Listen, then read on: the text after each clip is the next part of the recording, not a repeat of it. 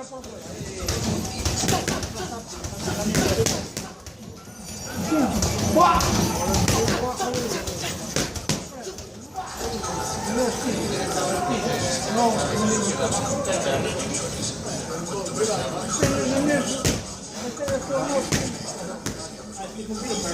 pensare come lo spero, non togliamo l'ascoltare lo spero.